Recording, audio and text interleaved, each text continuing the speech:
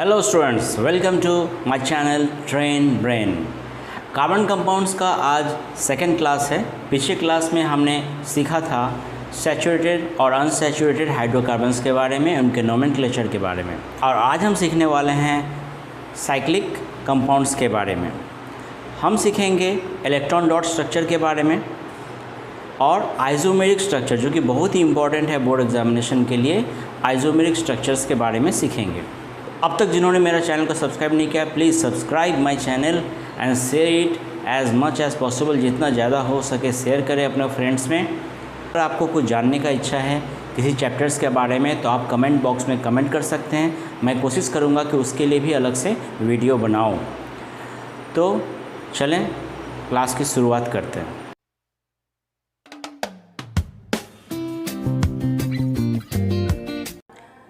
Alkyl group के बारे में जानने से पहले हमें एल्केन के बारे में एक बार फिर से जान लेना चाहिए।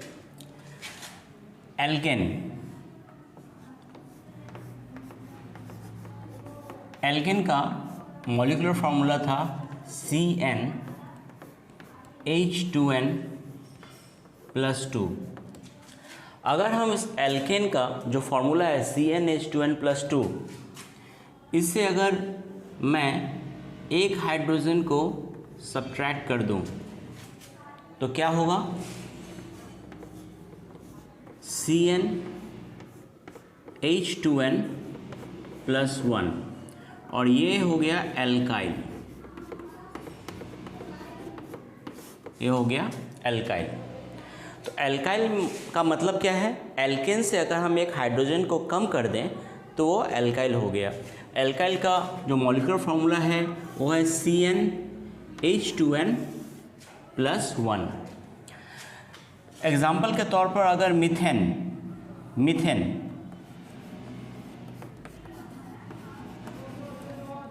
से अगर हम एक हाइड्रोजन को कम कर दें तो क्या बन जाएगा? मिथाइल। याद रखना है कि जब भी नेम होगा उसमें KYL आ जाएगा। Methyl, ethyl, propyl, butyl. तो मीथेन का फॉर्मूला क्या है? CH4। एक हाइड्रोजन अगर इसे हटा दिया जाए तो ये बन जाएगा CH3। उसी तरह अगर इथेन से एक हाइड्रोजन को रिड्यूस किया जाए तो बन जाएगा इथाइल। इथेन का मॉलिक्यूलर फार्मूला है C2H6। अगर हम इसे हाइड्रोजन को एक कम कर दें तो बन जाएगा C2H5। इसी तरह अगर प्रोपाइल हो जाएगा C3H7। ब्यूटाइल हो जाएगा C4H9। मतलब एल्केन से अगर हम एक हाइड्रोजन को रिड्यूस कर दें तो एल्काइल हमें मिल जाएगा। अब हम कोवेलेंट बॉन्डिंग के बारे में सीखेंगे। जो स्ट्रक्चरल फार्मूला हमने किया था पिछले क्लास में, एल्केन, एल्कीन और एल्काइन, सभी से हम कोवेलेंट बॉन्डिंग बनाना सीखेंगे। आज हम लोग उसी स्ट्रक्चर का कोवेलेंट बॉन्डिंग करेंगे। सबसे पहले सैचुरेटेड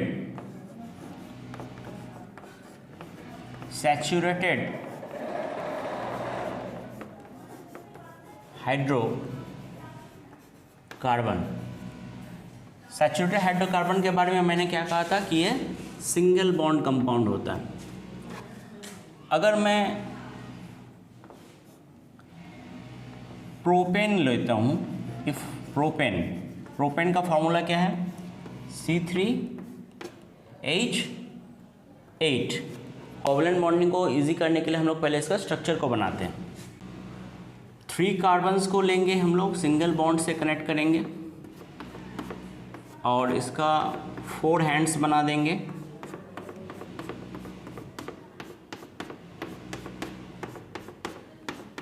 ये हो गया स्ट्रक्चर। तो ये क्या हो गया? Covalent bonding. हम अगर इसको इलेक्ट्रॉन डॉट स्ट्रक्चर से दिखाएं तो कार्बन है, कार्बन का 4 इलेक्ट्रॉन्स होगा, 1 2 3 4 और एक कार्बन है इसका 1 2 3 4 और एक कार्बन है इसका भी 1 2 3 4। अभी हाइड्रोजन्स है तो हाइड्रोजन का भी एक इलेक्ट्रॉन है, जितने हाइड्रोजन है हम लोग लिखेंगे और उस हाइड्रोजन का भी जो वैलेंस शेल में इलेक्ट्रॉन है उसको भी ड्रॉ करेंगे।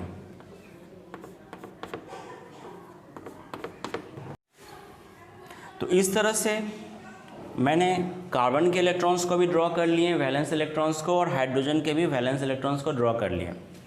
अब हाइड्रोजन क्या कर रहा है, इसको शेयरिंग कर रहा है, कार्बन के साथ अपना इलेक्ट्रॉन को शेयर कर रहा है। तो हाइड्रोजन का ड्यूप्लेट हो गया, जिसके बारे में मैंने पिछले क्लास में बताया था। और कार्बन यहाँ क्या कर रहा है, कार्बन 3 हाइड्रोजन और अपने पास में जो कार्बन है उसका एक इलेक्ट्रॉन को शेयर करके कार्बन का ऑक्टेट हो जा रहा है, 1 2 3 4 5 6 7 8। ठीक उसी तरह ये जो कार्बन है, सेकंड कार्बन, ये भी अपना नेबरिंग कार्बन और बाकी नेबरिंग 2 कार्बन है, तो ये सेकंड नंबर कार्बन जो अपना नेबरिंग दोनों कार्बन से एक एक इलेक्ट्रॉन शेयर किया और बाकी 2 हाइड्रोजन के साथ भी इलेक्ट्रॉन शेयर किया। तो कार्बन का, इस कार्बन का भी 8 हो गया, 1 2 3 4 5 6 7 8। उसी तरह ये कार्बन भी 3 हाइड्रोजन का इलेक्ट्रॉन्स को शेयर करेगा और अपना नेबरिंग एक कार्बन का इलेक्ट्रॉन को भी शेयर करेगा। तो इस कार्बन का भी 2 4 6 8 ऑक्टेट हो गया। और इसी को हम लोग एक सिंगल डैश के तौर पर दिखाते हैं स्ट्रक्चर फार्मूला में। तो ये हो गया electron dot structure of propane. अब हम करेंगे प्रोपीन। प्रोपीन क्योंकि एल्किन ग्रुप का है तो इसका फॉर्मूला हो गया CnH2n यानी C3H6। तो पहले स्ट्रक्चर फार्मूला बना लें। स्ट्रक्चर, किसी भी 2 कार्बन के बीच में डबल बॉन्ड, फिर सभी का 4 हैंड होना चाहिए, इसका 1 2 3 4, इसका 1 2 3 4 और सभी जगह हाइड्रोजन को हम प्लेस करेंगे। इसके बाद हम लोग क्या करेंगे, इसके बाद हम लोग इलेक्ट्रॉन डॉट स्ट्रक्चर बनाएंगे। सिर्फ इसको देख के कॉपी करना है। जैसे इस कार्बन, एक कार्बन का 4 इलेक्ट्रॉन होगा, 1 2 3 4। इस कार्बन का भी 4 इलेक्ट्रॉन होगा, 1 2, और यहाँ पर 2 डबल बॉन्ड दिखाया है, मतलब यहाँ पर 2 इलेक्ट्रॉन होगा, 3 4। इस कार्बन का भी 2 इलेक्ट्रॉन यहाँ होगा, 1 2, एक यहाँ होगा 3 और एक इधर 4। और बाकी जगह हाइड्रोजन अपना वैलेंस इलेक्ट्रॉन के साथ बैठ जाएगा।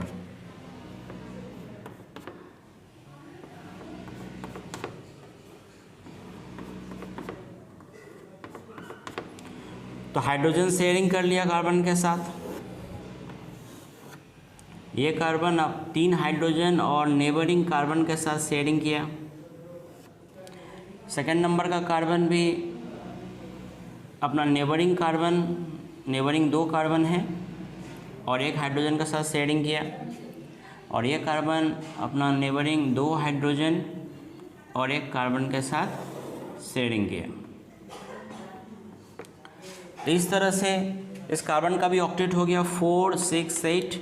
हाइड्रोजन का भी यहाँ शेयरिंग हो गया, तो हाइड्रोजन का भी इधर ड्यूप्लेट हो गया।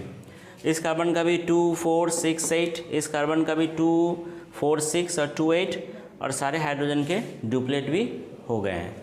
तो इस तरह से हम लोग electron dot structure alkyne group के भी कर सकते हैं। थर्ड आता है प्रोपाइन। Propyne triple bond. तो पहले स्ट्रक्चर, इसका मॉलिक्यूलर फार्मूला क्या होगा, CnH2n-2 यानी C3H में क्या हो गया, 2 × 3 6, 6 - 2 4, C3H4। स्ट्रक्चर फार्मूला अगर हम पहले बना लें तो 3 कार्बन्स को ड्रॉ करेंगे, किसी भी 2 कार्बन के बीच में ट्रिपल बॉन्ड। अब काउंट करेंगे, इस कार्बन का 3 और 1 4, इसका 3 और 1 4 हो चुका है, यहाँ कोई हाइड्रोजन नहीं आएगा। इस कार्बन का 1 है, 2 3 4 और ये सब जगह में हाइड्रोजन को प्लेस करेंगे। पिछले क्लास में हमने किया था ये। तो यहाँ 3 हाइड्रोजन और 1 4 हाइड्रोजन और 3 कार्बन्स। इलेक्ट्रॉन डॉट स्ट्रक्चर जब करेंगे जस्ट इसको कॉपी करना है और कुछ नहीं करना है।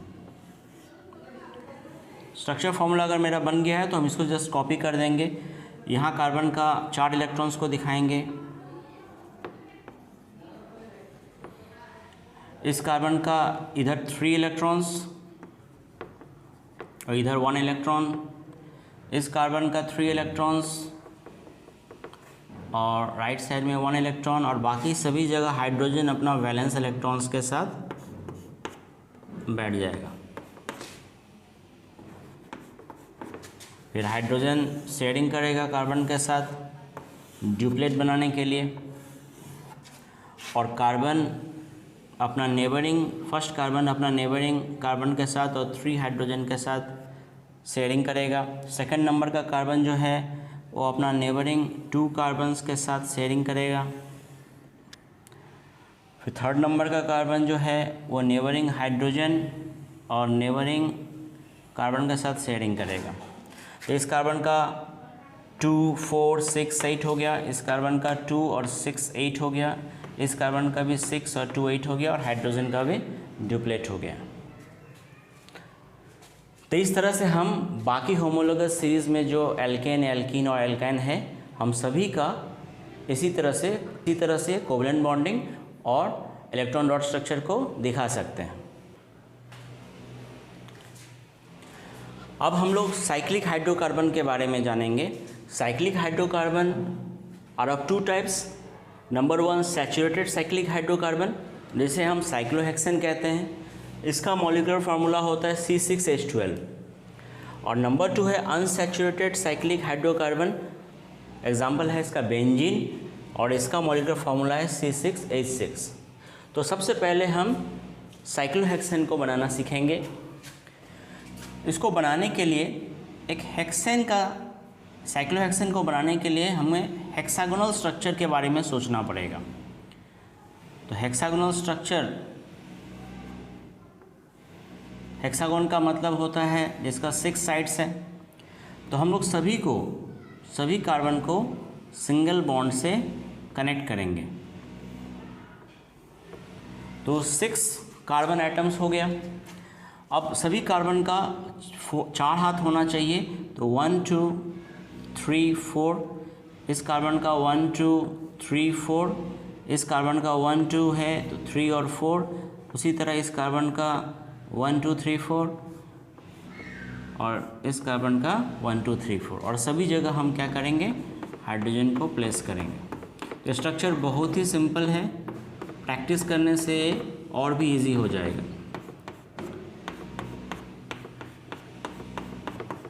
तो काउंट करके देख सकते हैं 2 4 6 8 10 और 12 hydrogen. Unsaturated cyclic hydrocarbon benzene में भी स्ट्रक्चर कुछ इसी तरह का होगा, लेकिन इसमें ऑल्टरनेट डबल बॉन्ड होगा।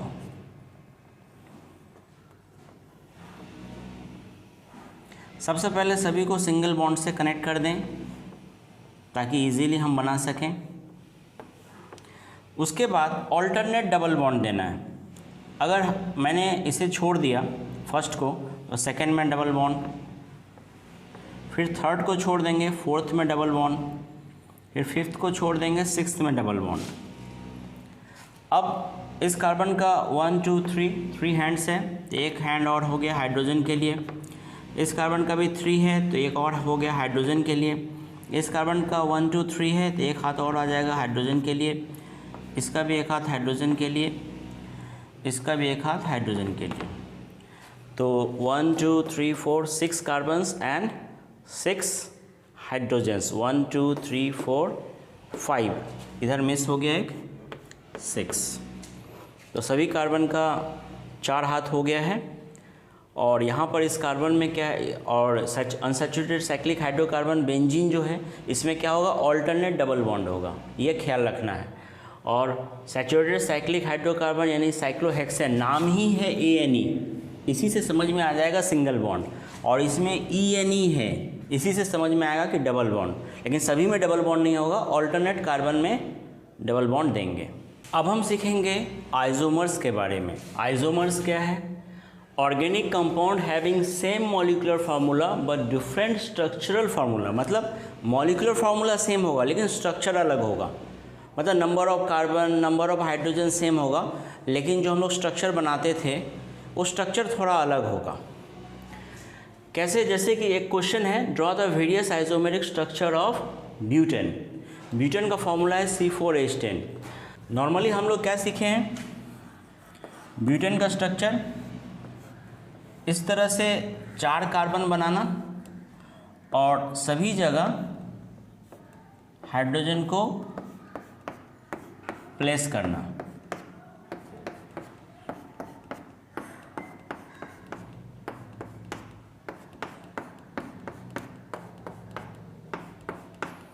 तो ये एक स्ट्रक्चर है। इस स्ट्रक्चर को हम लोग क्या बोलते हैं? जैसे हमने सीखा है ब्यूटेन, लेकिन इसे कहते हैं एन ब्यूटेन। N butane. अब ध्यान से समझना है कि अगर इस हाइड्रोजन को हम इस कार्बन के जगह रिप्लेस करें, यानी कार्बन अपना इस तीनों हाइड्रोजन के साथ, कार्बन अपना इस तीनों यानी कार्बन अपना इस फैमिली, ये 3 हाइड्रोजन उसका फैमिली का मेंबर है, इसके साथ कार्बन क्या करेगा? इस हाइड्रोजन का जगह लेगा और ये हाइड्रोजन क्या करेगा? इस कार्बन के जगह पहुंच जाएगा। तो स्ट्रक्चर कैसा दिखेगा?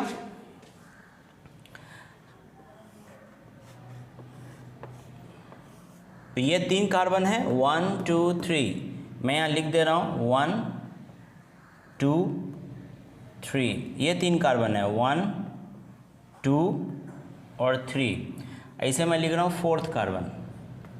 ये 4th कार्बन कहाँ आएगा? नंबर 2 हाइड्रोजन के पास, मतलब नंबर 2 कार्बन के नीचे।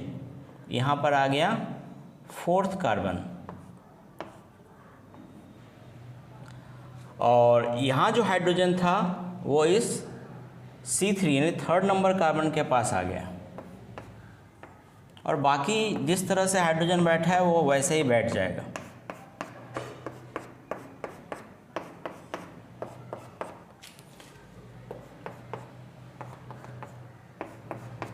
तो ये कार्बन जो 4th नंबर कार्बन था, ये 2nd नंबर कार्बन का हाइड्रोजन के पास आ गया और 2nd नंबर कार्बन के पास जो हाइड्रोजन था वो 4th नंबर कार्बन का जगह ले लिया, यानी 3rd नंबर कार्बन के साथ कनेक्ट हो गया।